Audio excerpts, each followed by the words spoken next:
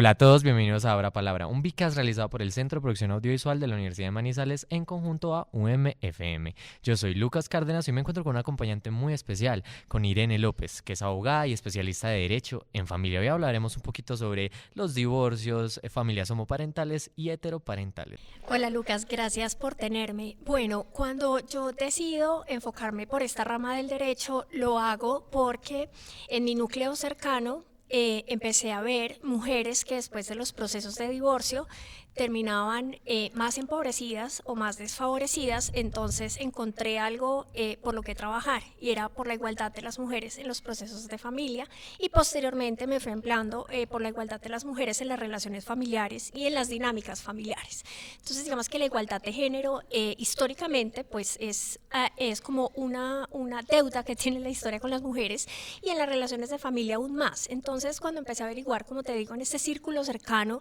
cómo habían sido las liquidaciones de las sociedades conyugales, precisamente Lucas, me encontraba con que había sido un hombre, no voy a generalizar que todos sean así, pero sí había sido un hombre abogado quien había llevado estos trámites, y precisamente las mujeres quienes habían quedado con su patrimonio en cero o con cargas de pasivos o deudas que tenían que asumir a lo largo de los años, lo que hacía que ellas pues no pudiesen prosperar de alguna forma en su vida, Lucas. Entonces ahí empecé a trabajar en estos temas. Claro, y pues ya en tu experiencia, ¿cómo estos roles tradicionales influyen, pues estos roles tradicionales de género, digo, influyen en los conflictos ya legales entre las parejas?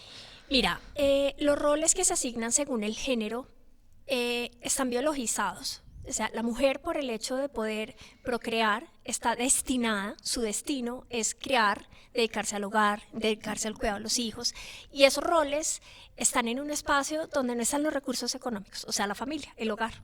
Los hombres, por su género, entonces, destinados a estar afuera donde están los recursos, y pueden acceder a ellos de forma mucho más fácil que una mujer.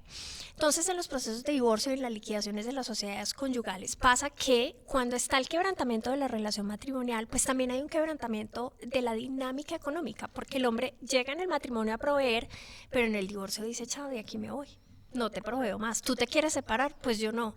Pero entonces, como tú sí y yo no, pues no te vuelvo a proveer más. Y queda la mujer en una situación de vulnerabilidad, pues mucho más gravosa que la que quedan los hombres en un proceso de divorcio. Entonces digamos que los roles, ella sigue estando después de un divorcio destinada a los mismos roles, y el hombre no, destinado a roles que es el escenario público, que es estar afuera donde están los recursos, y su vida económica quizás no cambie, el de la mujer sí empeora. Claro, ¿y crees que la ley colombiana realmente entiende pues estas realidades que me cuentas que viven las mujeres, ya sea en el hogar o después del divorcio? Mira, eso es apenas es muy contemporáneo. Esto históricamente no pasaba. Inclusive las mujeres ahora años, no sé si lo sabes, no se podían divorciar. El divorcio no existía, ¿cierto? Entonces tenían que estar de forma perpetua en una relación, que es una idea que viene muy desde la iglesia, ¿cierto? Pero hoy la ley está asimilando un poco en los procesos de divorcio estos roles y diciendo: ah, bueno, mujer, usted estuvo 10 años de su vida persiguiendo los logros profesionales de su pareja hombre, él pudo trabajar, él pudo progresar profesionalmente, usted no. Entonces venga que yo en su proceso de divorcio le voy a reconocer esta falta, estos 10 años a los que usted dedicó para sus hijos, para el cuidado del hogar, para la familia. Entonces la ley apenas está asimilando reconocer eso en los procesos de divorcios judiciales. Claro, y pues ya que mencionas la parte de la iglesia, ¿qué tanto peso crees que tenga pues la iglesia o ha tenido la iglesia en el sistema pues colombiano, ya sea el judicial? Claro, mira, solo hasta la Constitución de 1991 pudimos entender que el matrimonio, si tú tienes una fe y una religión, eso va por un lado, y por otro lado van, digamos que los derechos civiles que se desprenden de ese vínculo matrimonial. Pero todavía vemos mujeres, hombres también, porque no vamos a generalizar, como te he dicho, peligroso, que son agredidos y violentados al interior de la familia, pero que no se separan porque lo que unió Dios, que no lo separe el hombre. Entonces siguen estando en relaciones y en dinámicas muy tóxicas, muy violentas, donde no son capaces de desprenderse porque hay una fe superior que los unió en algún momento. Entonces eso permea las relaciones familiares, Lucas, y eso es muy complejo porque el tema de la violencia en la sociedad está muy arraigado. Y pues ya no sé, en algún caso que hayas tenido de divorcio y así, ¿qué tanto ha pesado esa parte religiosa? Pesa mucho Inclusive hay personas que, Lucas, terminan haciendo, digamos que la nulidad del matrimonio por todas las autoridades eclesiásticas. Prefieren desgastarse ahí. Yo le digo desgaste porque pues, el derecho no influye en el tema religioso, pero prefieren tramitar 2 o 5 años mientras el expediente va a Roma, vuelve y le dicen sí, su matrimonio pudo anularse. Pero yo siento que sí seguimos muy apegados a esas creencias que nos limitan, nos estereotipan. Hay muchos prejuicios a partir de la religión que hacen que el matrimonio tenga que funcionar de determinada manera y que esa manera sea la hegemónica y la que debe prevalecer. Entonces sí seguimos, tenemos que abrir un poco más la mente en eso y decir, pues somos seres humanos libres y que a pesar de que sí exista un Dios y yo tengo unas creencias, pues mi vida acá en lo terrenal está siendo un demonio, está siendo horrible, está siendo súper tenaz y debo terminar con eso y la forma es terminar el vínculo. Pero sí siguen estando muy arraigados y he tenido clientes, Lucas, que no se separan porque se casaron por la iglesia y como te dije, es un mandato desde su creencia a Dios y prefieren permanecer así que separarse y vivir una vida diferente. Y ya que mencionas los prejuicios, ¿qué prejuicios crees que tienes tú desde tu posición frente a quizás estos matrimonios que quizás no se separan a fin de cuentas cuando quizás tú dices deberían separarse? Mira, los prejuicios son, mejor dicho, cuando yo hablo y me expreso y digamos acá en nuestra conversación, te das cuenta cuál ha sido la historia de mi vida, ¿cierto? Cuando un cliente llega a mi oficina y me dice, me quiero separar, me quiero divorciar, pero mi mamá, pero la sociedad, pero el colegio de los niños, pero mi entorno familiar, ¿qué van a decir? No me lo permiten. Eso está violando tus derechos humanos, pero lo tenemos internalizado. Entonces es lo que yo les digo a mis clientes, mire, usted antes que pensar en los demás o pensar en el que dirán social o digamos en su estructura, digamos que mental, desde chiquitos fuimos formados de alguna forma que no nos permiten ver otras realidades, no nos permiten ver el divorcio como una salida, sino que simplemente es como un castigo, un fracaso. Eso no te va a permitir divorciarte. Y si tú no te vas a divorciar, cuando tienes un matrimonio lleno de violencias, lleno de maltratos, de humillaciones, pues estás acabando tú misma con tus propios derechos humanos, o sea, estás permitiendo que tu dignidad humana esté agredida, esté violentada y pues una vida plena no la vas a lograr. Claro, y para ti, ya cambiando un poquito de tema, ¿qué tan preparado crees que está el sistema judicial para manejar pues casos de violencia psicológico, económica o incluso simbólica, que pues muchas veces estas ni siquiera son tan visibles? Mira, Lucas, trabajar con derecho de familia es conocer lo peor que hay en la humanidad. La violencia intrafamiliar es el flagelo más complejo que tiene que resolver el derecho. Pero el derecho no lo ha podido resolver. Mira, cuando expidieron la ley 1257 del 2008, celebramos que se iba a acabar la violencia en Colombia intrafamiliar. Pues se protegía a la mujer de los espacios violentos. Y esta ley no resolvió nada. La Corte Constitucional ha también tenido unas sentencias muy hermosas y muy lindas de protección a la mujer. Tenemos tratados internacionales como el CEDAW y el de Belém do Pará que acogimos internacionalmente para traerlo a través de leyes en las que la mujer debe estar protegida de la violencia intrafamiliar. Y te hablo de mujer porque pues los índices nos dicen que somos más violentadas las mujeres que los hombres, pero pues los hombres también sufren violencia intrafamiliar, pero bueno, eso es otro tema para hablar. Pero no todo lo soluciona el derecho, o sea, la Corte puede decir no más violencia intrafamiliar, está proscrita en la Constitución, en la ley, pero ya trascendemos a un tema cultural, a una decisión personal. Yo decido ejercer violencia o no decido ejercer violencia. Mira, el violento siempre sabe lo que hace y eso también ya lo dijo la Corte. O sea, no es que yo llegué a mi casa hoy y uy, como me dio hambre quiero ejercer violencia, no. El violento sabe que hace daño. Entonces, digamos que puede que la ley esté preparada, puede que haya un buen andamiaje jurídico. Tenemos tratados internacionales, como te lo dije ahora, pero esto es un tema arraigado en nuestra mente, en nuestra cultura, en la forma de socializarnos, que hace mucho daño. Y el patriarcado y el machismo acá tienen mucho que ver, Lucas, porque claro, yo me siento dueña de ti, entonces te puedo agredir. Y si tú no me obedeces a mí, entonces pues yo a ti te tengo que reprender. Entonces son la suma de muchos factores. Y claro, para ti, ¿cómo, pues si me dices que quizás ya la solución no está tanto en el derecho, pues que es muy difícil porque ya es algo más cultural, pero para ti, como Irene, como abogada, ¿Qué solución crees que daría quizás un posible fin o al menos mejoraría la situación? Mira, esto es un cambio generacional. Antes de esos temas no hablábamos. Probablemente mi madre, mi abuela y mi ascendencia, perdón, materna, jamás pudieron escuchar de esto. Hoy en día ya estamos más libres de poder hablar si estoy en un divorcio feliz, en un matrimonio feliz, y si tengo un divorcio igualmente feliz. Si la vida que llevo a nivel familiar no me gusta y la quiero cambiar, de eso ya hablamos. Antes no, era el matrimonio como destino, como te lo dije ahora. O sea, aquí tengo que permanecer porque pues esto es para toda la vida. Entonces ya hemos ido desestructurando unos discursos y hemos sacado de circulación digamos que unos ideales que instalamos como perpetuos, como hegemónicos, y ya hablamos más directamente. Entonces yo creo que si el derecho, si bien refuerza conductas sociales, porque nos dice todos somos libres en las relaciones familiares, libres, responsables, va circulando esta forma de pensar y va cambiando un poquito. Y no, amiga, hermanita, sepárese, o tú, amigo mío, mira, ya no sufras más, vete de ahí, es una mujer que no te sirve, no te hace bien, ¿cierto? Entonces, digamos que el derecho no lo resuelve todo, pero si somos más conscientes hoy en día de todo lo que vemos a nivel familiar, esto va a ir cambiando de generación en generación, Lucas. Vale, bueno, hay una preguntita más. ¿Has sentido que el derecho sigue hablando en masculino, incluso cuando intenta pues proteger a las mujeres? Pero esta respuesta será contestada después de una breve pausa comercial. Esto es Abra Palabra, ya volvemos. Tejemos un relato de país en el que todos quepamos. Nuestra historia la andamos acompañando y construyendo con el otro, pero dejando una impronta con sello propio. La huella de una universidad que ha decidido que todas sus acciones deben estar encaminadas a narrar que lo distinto es viable y que no renuncia a la esperanza de tener una Colombia mejor. Somos la Universidad de Manizales. Cada persona, desde su forma de concebir el mundo, contempla las diferentes formas de ser feliz. Vivir tranquilo. Y aportar a la paz. Yo aporto la paz desde la buena convivencia. Generando ambientes de conciliación. Respetando las ideas de los demás.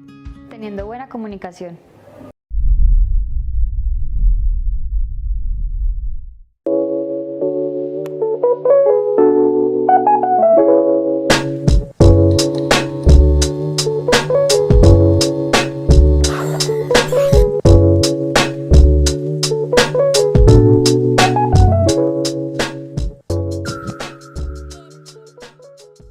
Volvemos a Abra Palabra, me encuentro con Irene López, abogada y especialista en Derecho en Familia. Así que con la pregunta que dejamos, ¿has sentido que el derecho sigue hablando en masculino, incluso cuando intenta pues proteger a las mujeres? Sí, tristemente sí, y te voy a dar ejemplos. Cuando una mujer denuncia violencia intrafamiliar generada por su pareja hombre en la fiscalía, lo primero que te van a responder a ti es: y lo va a meter a la cárcel y usted se va a quedar sin quien le va a proveer. Y por esa bobada vino. No, piénselo 2 veces. No, venga, vuelva a su casa. Es que usted, ¿qué le hizo? Es que vuelva y piense que esto no es una buena decisión. Entonces, digamos que protegemos más en este caso al victimario que a la víctima. Desde las defensorías, desde las comisarías, desde la procuraduría, seguimos hablando en masculino porque se da un privilegio al hombre.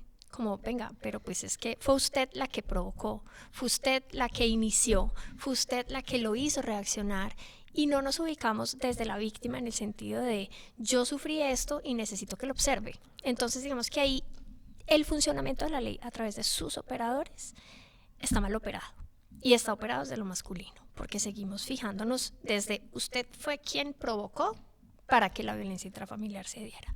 No es que él simplemente la ejerció porque quiso y fue su elección. Entonces ese es otro tema que poco a poco irá cambiando en nuestros operadores de justicia, que todavía están muy arraigados a ese tema masculino, Lucas. Y para ti, pues esto cómo se podría cambiar, ya sea cambiando por operadores pues femeninas o por mujeres, o quizás cómo crees que podría cambiar esa parte?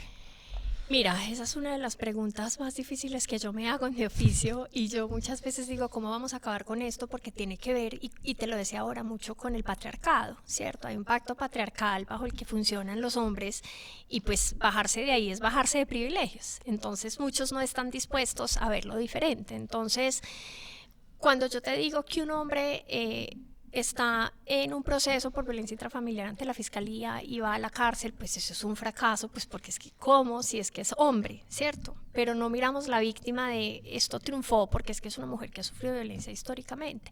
Entonces digamos que es muy complejo darte una respuesta ahora de cómo se soluciona. Vendrá con los cambios generacionales y vendrá con el nuevo discurso de las nuevas masculinidades, donde vamos a dejar de ejercer violencia por el hecho de que ella es mi esposa, es mi dueña, y entonces va a hacer con ella lo que quiera. No, pues eso va a dejar de pasar, ¿cierto? Y creo que las nuevas relaciones están basadas en el respeto y hay mucha conciencia de eso, y algo hemos cambiado. Y más que ahora ya se puede hablar, está el apoyo de las redes sociales, donde yo puedo denunciar públicamente. Pero digamos que la justicia falla mucho en los casos de violencia. Se archivan casos de violencia intrafamiliar donde merecían un estudio. Como te digo, los defensores, las comisarías y los jueces están un poco de espaldas a la realidad de la mujer, también de los niños, pero es algo que nosotros los abogados en nuestro oficio tenemos que empezar a visibilizar. Claro, entiendo. Y bueno, ya que mencionas las nuevas generaciones, desde tu práctica profesional, ¿cómo sientes que ha cambiado esto pues con el reconocimiento de las parejas del mismo sexo y pues las familias diversas que se encuentran en Colombia? Ok, listo. Digamos que desde la Corte, año 2007 en adelante, hemos venido hablando de algunos derechos de las parejas del mismo sexo. Pero solo hasta el 2011, creo que la sentencia es la C577 de la Corte Constitucional, reconoció a las parejas del mismo sexo como una forma de familia. Entonces digamos que en Colombia tenemos algunas familias asimiladas, pero no reconocidas, otras reconocidas. Tenemos reconocidas únicamente las familias que se crean por la vía legal, o sea, el matrimonio, o por vía de hecho, que son las uniones maritales de hecho, ¿cierto? O sea, el sexo no clasifica en un modelo de familia, sino que simplemente yo puedo tener una familia a través del matrimonio, bien sea homosexual o heterosexual. Digamos que hemos dado un gran avance porque bajo el matrimonio ya las parejas del mismo sexo se pueden casar, pueden adoptar, ¿cierto? Y hay una serie de derechos que se han, digamos que homologado desde el matrimonio de las parejas heterosexuales a los homosexuales, lo mismo las uniones maritales de hecho. Entonces dependiendo de qué figura y bajo la cual tú estés, digamos que vinculado con alguien, bien sea homosexual o heterosexual, se desprenden unos derechos que han sido reconocidos a lo largo de la Corte Constitucional. Ahora, diferente es que la sociedad los reconozca y los quiera ver con unos ojos de libertad, libre desarrollo de la personalidad, libre elección de con quién quiero vivir, cómo quiero vivir y quién quiere que me acompañe en mi vida, que es ya de donde vienen todos estos prejuicios y estereotipos tan complejos. Claro, y pues en ya tu experiencia, ya que mencionamos a pues los prejuicios, para ti, ¿qué papel juegan estos tanto pues en el papel social como incluso el institucional en la aplicación ya de la justicia familiar con este tipo de familias? Mira, esos estereotipos de las familias que están constituidas por parejas del mismo sexo permean todo lo judicial y jurídico. Porque es que quien falla finalmente es un juez, que también está permeado por unos estereotipos o prejuicios, ¿cierto? Pero ellos tienen la labor precisamente de generar en Colombia una sociedad diversa y plural y una sociedad en la que se les garanticen derechos a estas personas, ¿cierto? Y digamos que desde su oficio lo hacen bien, pero hemos trascendido y hemos pasado, digamos que a una Colombia donde antes se negaban estos derechos a una donde ahora se reconocen y eso es positivo. Pero sigue permeando, o sea, yo no te voy a decir a ti acá que las parejas del mismo sexo gocen de la misma libertad que las parejas que están constituidas por sexos diferentes. Y porque, pues, ¿qué vacíos o barreras pues ya legales crees que existen para que las parejas homoparentales no puedan gozar de los mismos derechos que las heteronormativas? Mira, como te expliqué ahora, en el 2011 apenas vinimos a reconocer la familia del mismo sexo como un tipo de familia que merecía protección y derechos. De ahí hacia atrás fueron marginadas, estereotipadas, rechazadas, ¿cierto? Y de ahí en adelante venía obviamente un trabajo muy importante y todavía lo viene haciendo la Corte porque falta progresar en eso a nivel social y cultural, en el que a pesar de que es hace 500, se me olvidó el número que te dije ahora, 577, haya dicho que es un tipo de familia diferente. Es que fueras tú a un notario y dijeras, listo, vine con mi pareja, mujer, y me quiero casar, ¿me vas a casar? Muchos notarios no casaban. ¿cierto? Entonces tuvieron también que pasar por diferentes momentos muy incómodos para el reconocimiento de sus derechos en cuanto a constitución de familia. Y en este tipo de casos, ¿cómo se maneja el tema del divorcio? ¿Cómo te ha tocado casos de divorcio? ¿Cómo son? ¿Y qué Sí, diferencias claro. hay entre, pues no sé, parejas hetero y pues ya homosexuales? Mira, los divorcios son idénticos, iguales. El complejo de un divorcio, así sea parejas heterosexuales o homosexuales, es la conflictividad que se da alrededor del dinero y de los hijos. Esas son las mayores discusiones que se dan en un divorcio y que inclusive son instituciones del derecho de familia, tanto los alimentos como la liquidación de la sociedad conyugal, instituciones para ejercer violencia intrafamiliar dura y pura. O sea, tú dices, me divorcio y empieza la guerra, ¿cierto? Diferencias como tales no hay. He divorciado parejas del mismo sexo como parejas heterosexuales que han sido muy conflictivas en el proceso de divorcio, como otras que no y son conscientes, ¿cierto? Entonces, digamos que establecerte una diferencia en el tratamiento no la hay. Y el tema jurídico está igual para todos en ese sentido, independientemente del sexo. Ya, y desde tu práctica, ¿qué diferencias ya encuentras entre cómo se vive el divorcio entre pues ya sea hombre o mujer y así? Mucho. Y me encanta esa pregunta y te voy a decir por qué. La mujer vive el divorcio diferente al hombre. Y te lo decía ahorita cuando empezamos la entrevista. El tema económico es completamente transversal en las relaciones familiares y matrimoniales. El tema económico ha sido manejado históricamente por los hombres. Las mujeres que no trabajan están sometidas a una relación matrimonial. Entonces, dar el paso y divorciarse de un hombre que es tu proveedor, pero que a la vez es tu agresor, es muy complejo porque ¿de qué voy a vivir yo? Entonces, la mujer vive el divorcio con el estrés del quebrantamiento de la relación familiar, el hombre también. Pero la mujer, adiciónale que tiene el tema económico porque no tiene con qué vivir, porque su principal proveedor es de la persona que se está separando. Entonces, sí están ubicados en situaciones diferentes. Entonces, al momento de yo asesorar un divorcio, me fijo en eso y miro cómo puedo equiparar esta carga o esta asimetría más bien y darle a la mujer algo que la tranquilice y que pueda tramitar su proceso, porque es que mira que era lo que hablábamos ahora. Entonces yo no tomo la decisión de divorciarme por el tema económico, entonces acá me quedo. ¿Cómo pues ya sea cuando estás dando las asesorías, qué opciones das como para equiparar, como dices, las cargas y esta asimetría? Listo, digamos, te voy a dar un ejemplo y lo hablábamos ahora. Una mujer que nunca trabajó porque estuvo dedicada al hogar y su pareja tiene un supercargo en una multinacional a nivel internacional, viaja, sale, es reconocido, se ganó un salario altísimo, entonces yo puedo en sede de conciliación pedir una cuota alimentaria por los próximos 10 años a su pareja que tenga que ver con los ingresos. O puedo pactar, vamos a empezar a cotizar a seguridad social para que yo en algún momento me pensione y usted pague una seguridad social tal como la tuvo usted y cotíceme alto para que yo pueda pensionarme. O si yo tengo una masa de bienes en la sociedad conyugal y mire, yo no tengo opción de darle a usted dinero, pero entonces tenemos una casa y un carro, se los va a dejar a usted porque yo tengo opción de conseguir más adelante. Entonces esas asimetrías en sede de conciliación, como te digo, pero el problema es que concilien. Entonces en sede de conciliación, claro, yo tengo el ánimo y doy propuestas, pero de ahí a que se dé es un camino largo y difícil y no es de rosas precisamente. Me imagino. Ya para ir cerrando, si pudieras transformar un solo aspecto del derecho de familia para quizás hacerlo más justo e inclusivo, ¿qué aspecto sería y por qué sería ese? Mira, esa pregunta es divina y me pones a pensar, pues desde el derecho, digamos que el derecho ha hecho un esfuerzo por tener libertades e igualdades al interior de la familia garantizadas como prerrogativas. Pero yo siento que a la Corte le falta un poco dejar de exacerbar el valor de la familia, porque nos estamos concentrando más en la familia como núcleo y estamos olvidando a los seres que lo integran.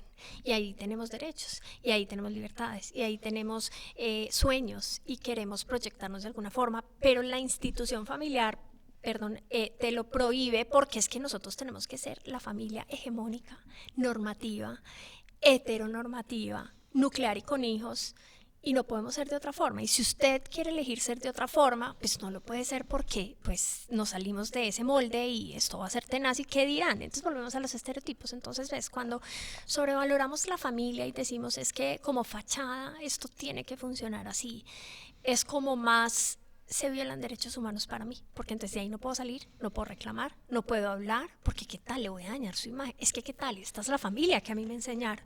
Entonces, si yo le hago un cambio al derecho, yo pensaría que la corte y los jueces nos deberían empezar a hablar más desde la familia es un núcleo pequeño social, sí, donde se transmiten los valores más importantes, pero donde se cometen unos errores, unas violencias tenaces, donde se violan derechos humanos, y esa realidad la tenemos que conocer para por lo menos no seguir tapando con esa fachada una familia sobrevalorada, bajo la cual me tengo que quedar y permanecer, Lucas. Entonces ese sería como el cambio que yo diría se necesita hoy. Sí, claro, y completamente de acuerdo contigo. Pues lastimosamente ya se nos acabaron los 30 minutos de charla, se pasaron volando.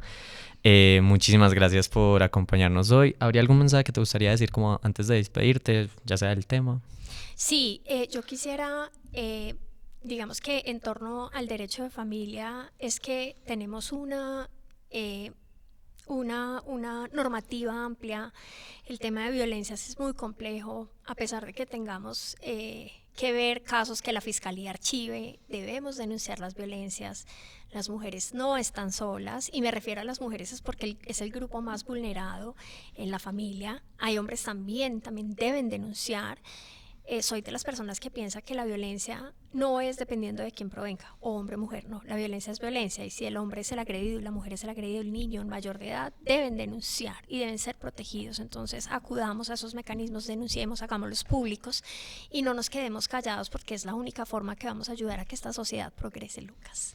Muchísimas gracias por esas palabras y ojalá que sí se logren hacer todos los cambios que mencionas. Esto fue Abra Palabra, una producción realizada por el Centro de Producción Audiovisual de la Universidad de Manizales en conjunto UMFM. Estuvimos con una gran invitada, Irene López, y yo soy Lucas Cárdenas López. Nos vemos en otro programa.